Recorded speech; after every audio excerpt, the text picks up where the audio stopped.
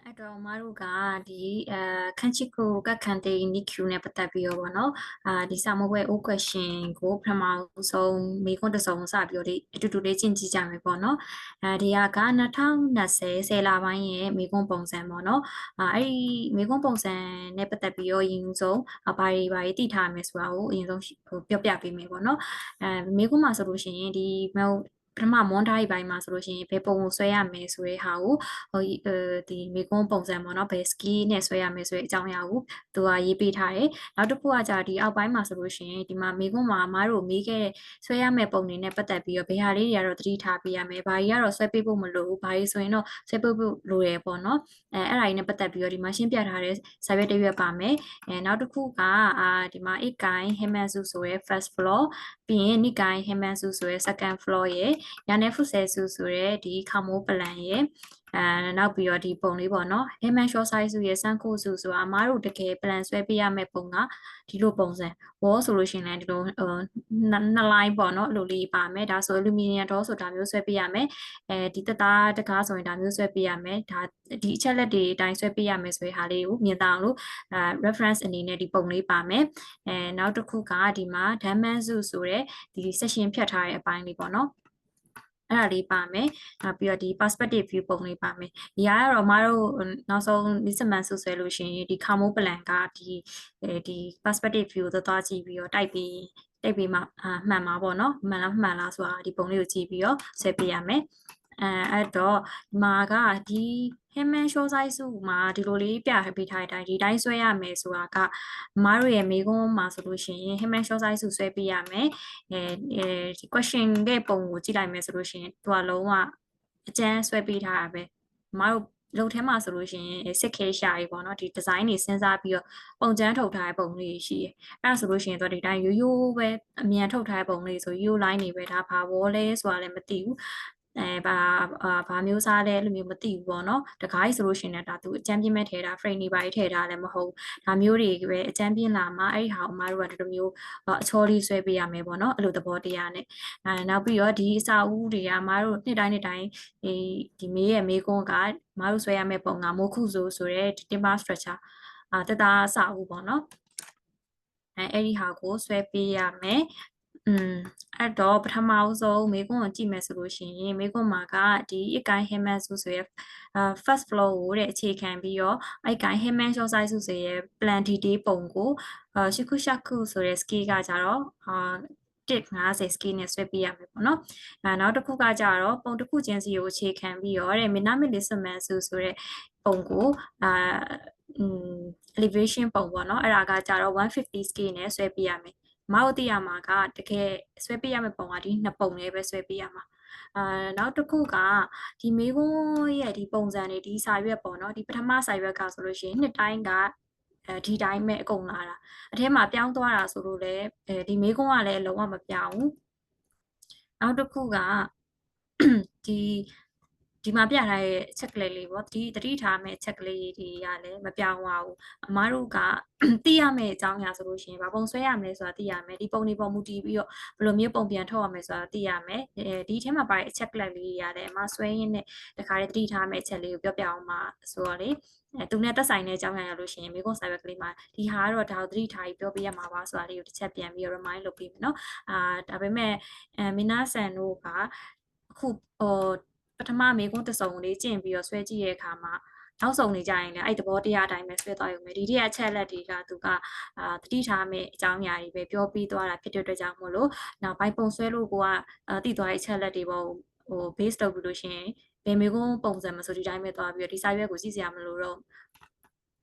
လိုလေးလုပ်လို့ရတယ်ပေါ့နော်အဲ့တော့အမားတို့ပထမအခုဒီနှစ်ကြောင်းကိုဖတ်လိုက်ပြီးဆိုတာနဲ့ဆွဲရမယ့်ပုံသိပါပြီ Heman short size စုအကိုင်းရဲ့ Heman short size စုကိုဆွဲရမယ် Nisman စုကိုဆွဲရမယ်အဲ့တော့အကိုင်း Heman short size စုကိုဆွဲမယ်ဆိုလို့ရှိရင် scale က150 scale ဟုတ်ပြီနော် ပြီးတော့ဒီမှာဆိုလို့ရှိရင်အဲ့ဒီမှာ150 scale ဆိုတာကဘယ် paper ကိုသုံးရမှာလဲဆိုတဲ့ဟာကိုဒီမှာသူကပြောပြပေးထားတယ်။သုံးပြရမယ်တဲ့ paper size က A3 size ကိုတဲ့သုံးပြရပါမယ်။အဲ့ဆိုလို့ရှိရင်မတို့က Zuman Waku ဆိုတဲ့ဒီပုံရဲ့ frame ပေါ့နော် frame ကိုစဆွဲပြီဆိုလို့ရှိရင် A3 ရဲ့ frame size paper size တိုင်းကိုပဲဆွဲပြရမယ်ဆိုတာကိုပထမအဆုံးသိထားရမယ်ပေါ့နော်။ပြီးရင်Heyman short size ဆိုတာတစ်ပုံ Nisman ဆိုတာတစ်ပုံစုစုပေါင်း2ပုံဆွဲပြရမယ်။တကယ်ဆောင်းဝဲမှာတင်ရမှာကတော့ဒီ2ပုံပဲဆိုပေမဲ့အမားတို့ကဒီ roof plan တို့ dimension တို့အဲ့ဒါကလည်းအကြမ်းပြင်းဆွဲပြီးတော့မှ reference ယူပြီးတော့မှနောက်ဆုံးဆွဲရမယ်ဒီ elevation ပုံကထွက်လာမှာပေါ့နော်အဲ့တော့ဒီကျန်တဲ့ပုံတွေကတော့ထပ်ပေးစရာမလိုဒါပေမဲ့ကိုကဆွဲရင်းနဲ့အကျန်းအနေနဲ့ဆွဲပြီးသုံးသွားမယ်ပုံလေးတွေလည်းရှိရပေါ့နော်ဒါပေမဲ့ finally save ပြီးတော့ထပ်ရမယ်ပုံကတော့ဒီ2ပုံလေးဆိုတာကိုရေးပြထားရပေါ့နော်အဲ့တော့ဒါလေးတည်ပြီဆိုရင်ပဲပုံကမအောင်စဆွဲလို့ရပြီA3 size ကိုသုံးမယ်150 scale နဲ့ဆွဲမယ်ပေါ့နော်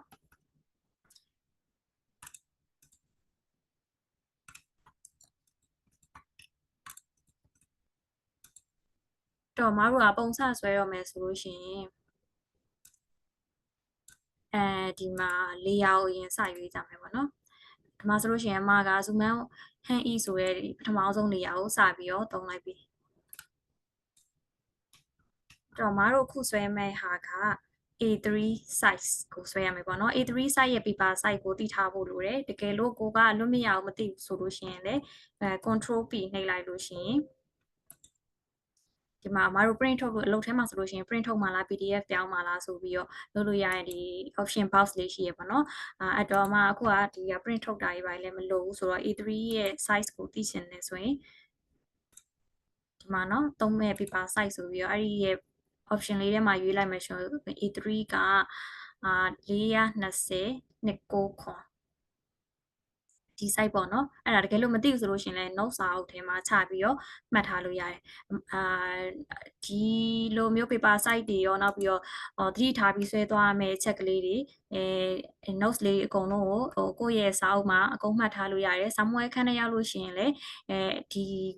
စာအုပ်ကယူသွားလို့ရတယ်ပေါ့နော်ဒီစာမွေးဝဲမှာလွယ်အောင်နိုင်တဲ့အားသာချက်ကအဲ့အချက်လုံးမှထင်တယ်မဖြေတော့ကလည်းကို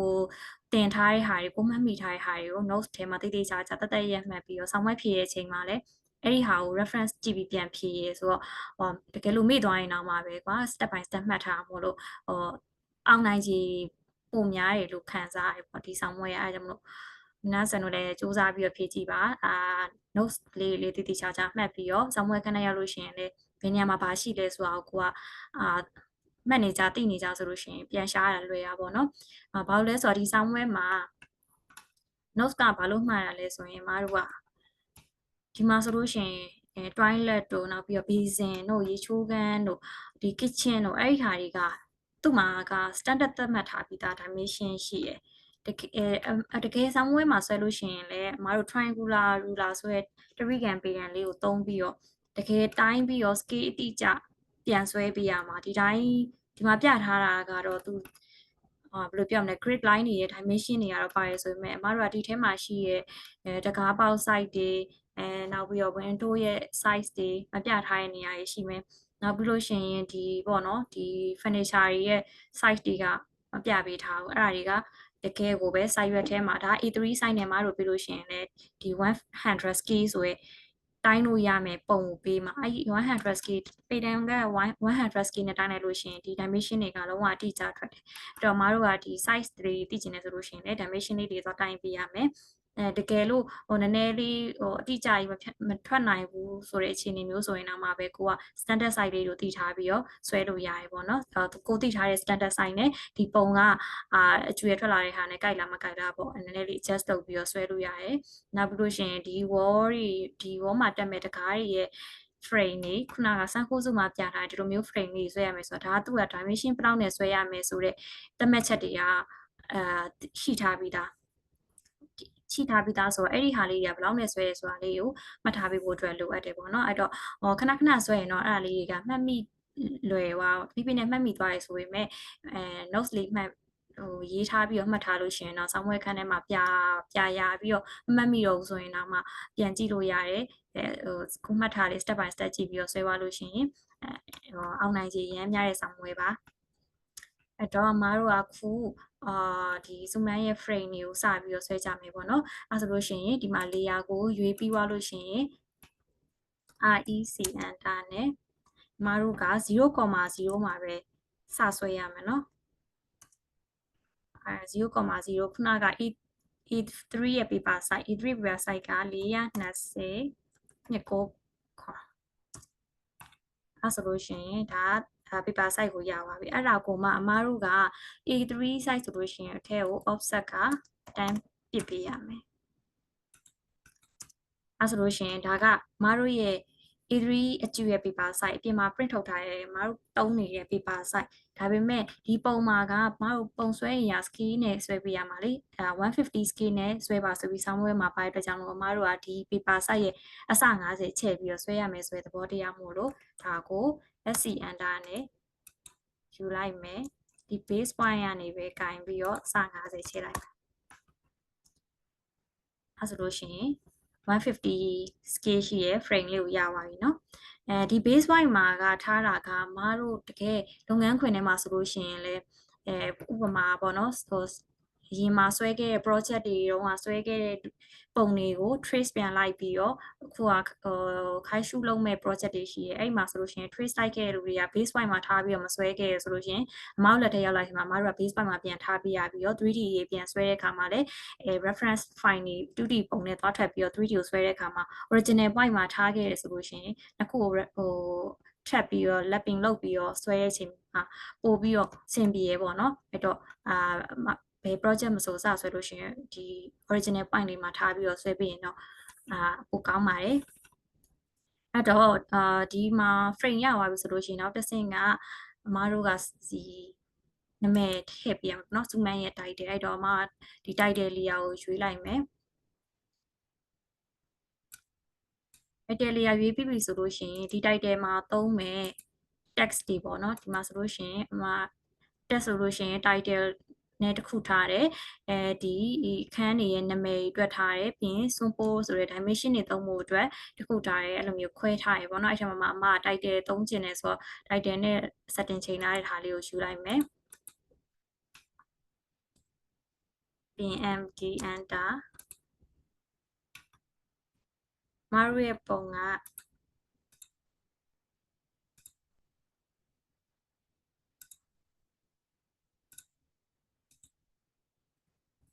hit guy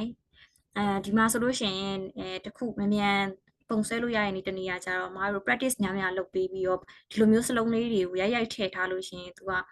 memory ရဝင်နေရောလေအမဆိုအခု hit guy မဲ့ရသေး Hammond short size ဆိုတာ auto ပေါ်လာပြီးအဲ့တော့စလုံးမှားမှာလို့ဆောင်းမွေးကနေရလို့ရှိရင်စလုံးပေါင်းမှားသွားမှာပြန်စလုံးပေါင်းတွေပြန်ရှာနေရမှာမဖြစ်ချင်လို့ရှိရင်လို့ practice လေးဆွဲကြည့်ပေါ့နော်အဲ့ဆိုလို့ရှိရင် computer ဒီ file လေးဒီ memory တွေရရှိပြီးသားဆိုတော့ဒီမှာဆိုရင် select ရွေးလိုက်ရုံပဲပေါ့နော်အဲ့တော့ရန်မြန်တယ်နောက်ပြီးလို့ရှိရင်ဒီ test လေးကို zoom ရဲ့ title ကိုဒီအလယ်မှာကတ်ပေးရမယ်ပေါ့နော်သူရဲ့ဆောင်းမွေးရဲ့ဒီပုံစံတိုင်းဆိုလို့ရှိရင်အဲ့ဒါကိုဒီတိုင်းဆွဲသွားလို့ရှိရင်ရပြီမဲ့ညံလေးလုပ်ချင်တယ်တိတိဆဆလေးတစ်ရက်ဖြစ်ချင်ဒီ test တွေကိုဆက်လက်မှတ်မယ်ဒီ option လေးဒါလေးကိုရွေးလိုက်မယ်ဒီထဲမှာအမားတို့ကဒီမှာဆိုလို့ရှိရင်ဘယ်နေရာမှာသူ့ရဲ့base point click ကလေးကိုဘယ်နေရာမှာထားရလဲဆိုရဟာမှာအမားတို့ကအခုဆိုလို့ရှိရင်အောက် center ရဲ့အောက်မှာထားမှာအဲ့တော့ဒီမှာ center ရဲ့အောက်ကိုရွေးလိုက်မယ်ဆို okay အဲ့ဆိုလို့ရှိရင်ဒီမှာ4000အတုံးလေးเนาะ4000အတုံးလေးဆိုတာသူ့ရဲ့ pit point ကိုင်းနေတဲ့နေရာလေးကိုင်းလိုက်ရင်ဒါသူ့ရဲ့ center အလေကျပြီးသားအဲ့ဒါမှဒီပုံမှာ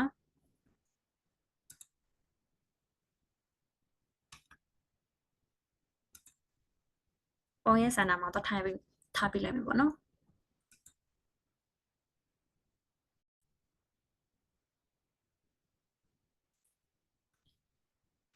အဲ့တော့ဒီမှာကစူမန်းရဲ့တိုက်တယ်လေးရသွားပြီဆိုလို့ရှိရင်အမတို့ကစာမိုးပွဲဖြေလို့ရှိရင်စာမွေးမဖြေခင်တပတ်လိုလောက်မှာအမတို့အိမ်ကိုဒီစာမွေးဖြေမဲ့အဖွဲ့အစည်းကနေပြီးတော့ဒီကုတ်နံပါတ်ကလေးပို့ပေးရပါတော့စာမွေးဖြေရမယ့်နံပါတ်ကလေးပေါ့နော်အဲ့နံပါတ်ရဲ့ဒီပုံမှာဆိုလို့ရှိရင်အဲ့နံပါတ်9လုံးရဲ့အမတို့ရဲ့နာမည်ကိုထည့်ပေးရမယ်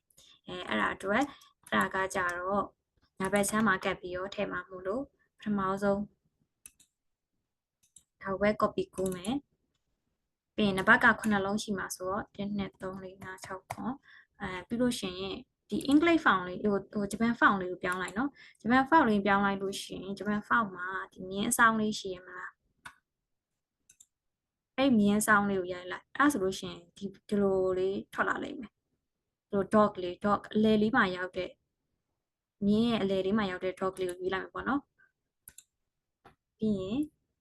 ကို့နာမည်ကိုရေးလိုက်မယ်အဲ့လိုလေးရေးလိုက်မယ်ဆိုလို့ရှိရင်ပြီးမှသူကဒီဘက်ညာဘက်ရဲ့ဒီအောက်ထောင်လေးကိုကတ်ရမှာလေအဲ့တော့အဲ့ဒီဟာကိုလည်းခုနလိုပဲ task ကို select ပေးပြီးတော့ဒီ object ရဲ့ property တွေဝင်မယ်ဒီမှာကြတော့ညာဘက်ကံမှာ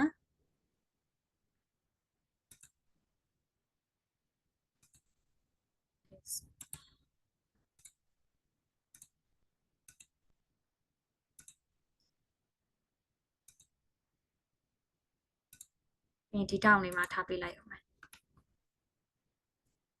အဲ့ဆိုလို့ရှိရင်မတို့ရဲ့ suman work ပထမတစ်ခုကစပြီးတော့ရပြီ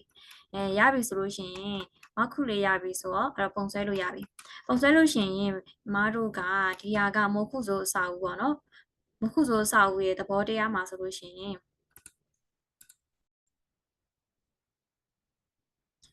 အဲ့တော့မိုးခုဆိုစာအုပ်မှာမတို့ကတည်ထားရမယ်data လေးအချက်လက်လေးရှိရပေါ့နော်အဲ့ဒါကကြတော့မခုဆိုမှာဆိုလို့ရှိရင်အမတို့ကတက်သားတိုင်လေးကိုရှိလာဆိုတဲ့တက်သားတိုင်ကဒီ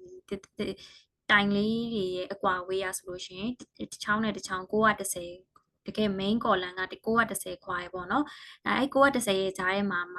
ဒီမှာပါရှိလာလို့ခေါ်တဲ့ stat ချောင်းလေးပေါ့နော်အဲ့ဒါလေးကကြတော့455အကွာမှာရှိရ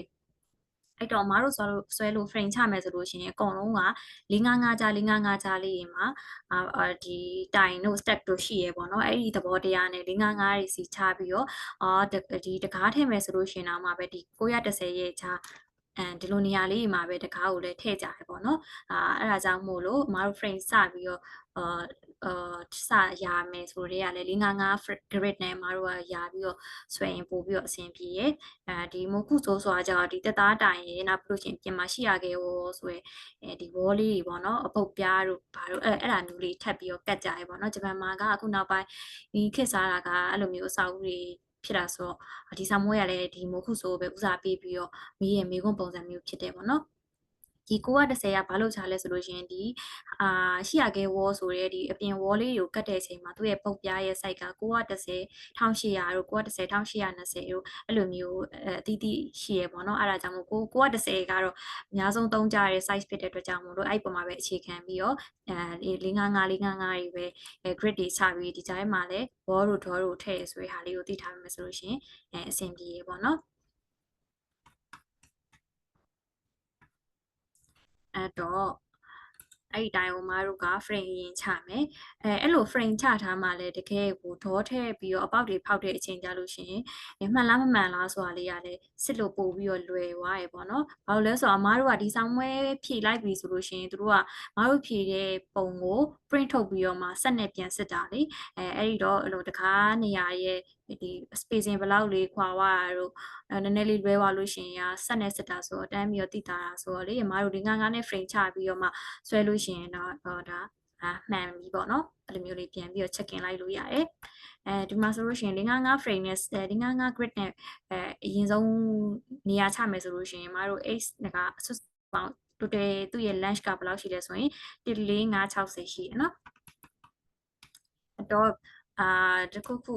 စဆွဲပြီးတော့လေးရ this select ပြန်လုပ်ပေးဖို့လိုအပ်တယ်အမားတို့ကအခုဆွဲမှာဆိုလို့ရှိရင် grid ဆိုတော့ဒီ grid တို့ဒီ line လေးကိုယူလိုက်မယ်အမှန်မှာ14560နောက်ပြီးတော့သူ့ရဲ့ဒီဘက်ကအကျယ်ကကြတော့8190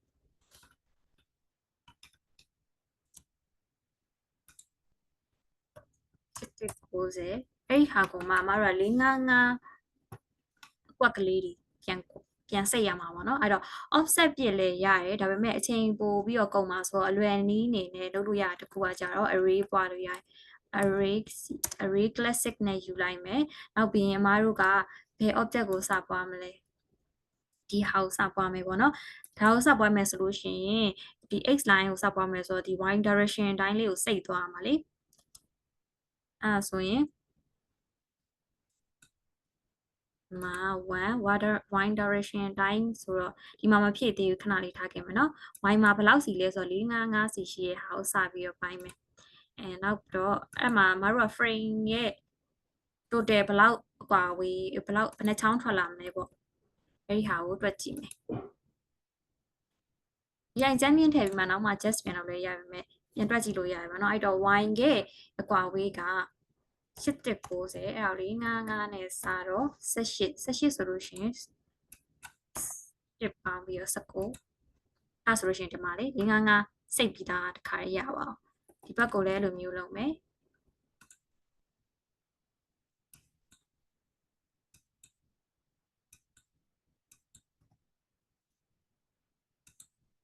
အခါ14560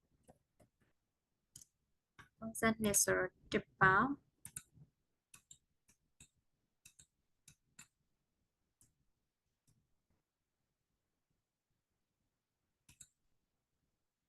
object select u အဲ့ဆိုရင်မဟုတ်လို့ခြင်းနဲ့ဒီ5စိတ်ရှိရဒီအချို grid လေးပေါ့နော်အဲ့ဒါလေးထွက်လာပြီဒါပေမဲ့ဒီ line မှာမတို့ဒီ layer grid layer ကိုမကဘာလုပ်ထားလဲဆိုရင်ဒါကအကျန်းသဘောတရားချကြည့်ရလေမတို့ပုံဆွဲလို့ရှိရင်စင်ပြအောင်ချထားတဲ့ဟာဆိုတော့အဲ့ဒီ grid line ကတော့ print ထုတ်ရင်ပေါ်မှာမဟုတ်ဘူးမတို့ယူထားတဲ့ grid line လေဒီမှာဆိုလို့ရှိရင် printer လေးကပိတ်နေတယ်ဘာလို့လဲဆိုတော့မတို့ reference အနေနဲ့ပဲယူမဲ့မြင်းနေဖြစ်တဲ့အတွက်ကြောင့်မလို့ printer ပိတ်နေတဲ့ layer လေးရှိရဲအဲ့ဒါကဒီမှာဆိုလို့ရှိရင် grid line ဆိုလို့ရှိရင်လည်း printer ပိတ်မယ်နောက်ပြီးတော့ sompose ဆိုတဲ့ dimension line ဆွဲဖို့အတွက်ဒီမတို့တသက်ရက်လေးဖြစ်အောင်ပေါ့နော် reference line ယူပါရှိအဲ့အတွက်လည်း printer ပိတ်ထားတယ်ဒါက print ထုတ်မပေါ်ခြင်းလို့ပိတ်ထားပါတော့ဆွဲတာတော့ထည့်ဆွဲထားလို့ရတယ်ကိစ္စမရှိဘူးဒါပေမဲ့print ပိတ်ပေးထားဖို့လိုအပ်တယ်။ဘာလို့ print ထုတ်ပြီးတော့သူကစစ်မှာဆိုလေမလိုတဲ့ line မမြင်ရအောင်ဒီမှာဆိုလို့ရှိရင်လည်းတကားမထည့်ခင် frame မထည့်ခင်မှာဆိုလို့ရှိရင်တကားပေါက်လေးကိုရှာပြီးတော့တကားပေါက်နေရာလေးတွေလုပ်ပေးရပေါ့နော်အဲ့ဒီနေရာမှာဆိုလို့ရှိရင်လည်းသူရဲ့ပထမဆုံးဒီတကားပေါက် size frame ချတဲ့အချိန်မှာသုံးတဲ့ reference ကလည်းဒီမှာ print ပိတ်ပေးထားရပေါ့နော်အဲ့လေးတစ်ချက်သိထားမယ်ဆိုလို့ရှိရင်အဆင်ပြေပါတယ်ဒီမှာဆိုလို့ရှိရင် grid ပိတ်ထားပြီးသားဆိုတော့ဒါကတကယ် print ထုတ်ရင်ပေါ်မှာမဟုတ်ဘူးเนาะဒါ reference ပဲပြင်မကဒီပုံလေးကဒီပုံဆွဲလို့ရှင်စင်တာလေးမှာကြာကျင်နေနည်းလေးတသက်ရက်လေးဖြစ်သွားပြီလေဒါလေးကိုအလဲကနေယူပြီးတော့ဒီ rectangle လေးမှာသွားပြီးတော့ select ဝင်သွားပြီဆိုရင်စင်တာလေးကိုပြရတယ်စင်တာမှာထားလိုက်ပြီပေါ့နော်ပြီးပြီဆိုရင်မတို့ကဒီမှာတစ်ခန်းနဲ့တစ်ခန်း spacing တွေဘယ်လောက်ချားတယ်တို့ဘယ်လောက်ကွာတယ်တို့အဲ့ဒီအတွက် line တွေကိုအရင်ဆုံးပုံဆွဲရလွယ်အောင်လို့ပေါ့နော်အရင် line လေးမှတ်ထားပေးမယ်အဲ့ဒါကဘာနဲ့ခုသွားရင်ကောင်းလဲဆိုရင်ဒီ sample grid နဲ့ပဲယူလိုက်မယ်ပေါ့နော်ခဏ reference အနေနဲ့ပဲယူဒါ final dimension ဖြစ်မှာမဟုတ်သေးဘူးเนาะပုံဆွဲဖို့အတွက်လောလောလတ်လတ်အသုံးချလို့ရမယ် dimension အနေနဲ့ပဲသုံးမှာမတက်မရက်လေးလည်းဖြစ်နေမယ်တကယ်တော့နောက်ဆုံးမှာ somewhere မှာတင်ပေးရမယ်သူ့ရဲ့ဒီ dimension ထိုးတဲ့ပုံစံကတက် detail ရှိသေးတယ်လေအဲ့ဒါကနောက်ဆုံးပိုင်းကြမှာတက်မှာဆိုတော့အခုပုံဆွဲတဲ့အချိန်မှာစလုံးမှာကကြတော့အရင်ရှာထားတဲ့ reference line တွေအနေနဲ့ပဲသိချင်တာဆိုတော့အဲ့ဒီဟာအတွက်ဆွဲမယ် excel enter v-enter နဲ့ line ရင်ပြင်မယ်ပြီးရင် spacing လေးတွေကိုမှဘယ်လိုမျိုးလုပ်လဲဆိုရင်ဒီမှာအနည်းဆုံးလေးအကျဉ်းဆုံး spacing လေးတွေကိုပဲယူလိုက်တယ်ဒီမှာဆိုလို့ရှိရင်2 ခွန်5တို့3 1 5ဒီမှာပြီးရင်18201060 1680ရယ်2ခွန်30ရယ်1820ရယ်အဲ့ဒီ spacing လေးတွေကိုအရင်လိုက်ချလိုက်မယ်အဲ့လိုအသေးဆုံးပေါ့နော်ဒီလိုလုံးဝတခန်းစာလုံးရဲ့ dimension မဟုတ်ဘဲနဲ့ဈားထဲမှာပါမဲ့ dimension လေးတွေဒါလေးပါအရင်ဆုံးချပေးရပေါ့နော်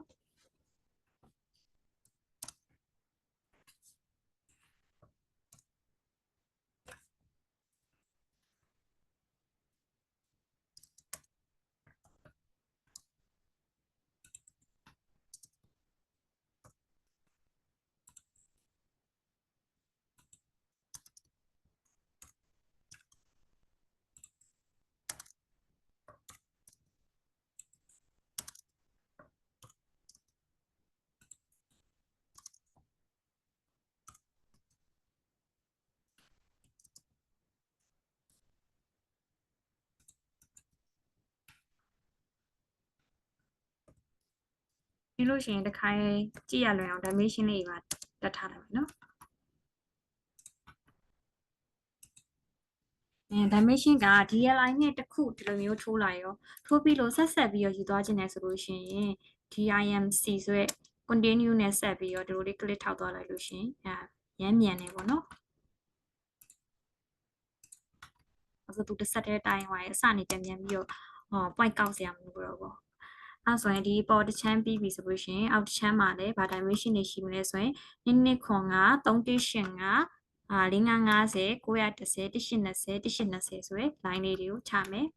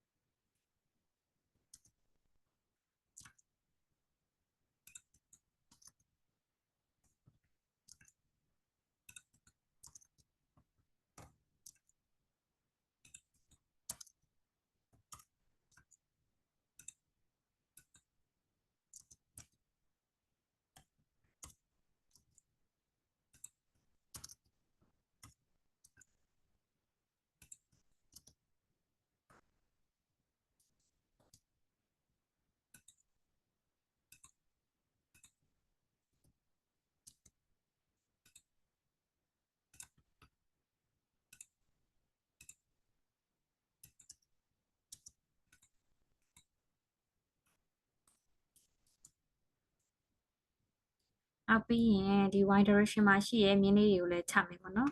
as y direction ဆိုတော့ h7 နောက် horizontal sign ဆိုတော့ h နေယူလိုက်မယ်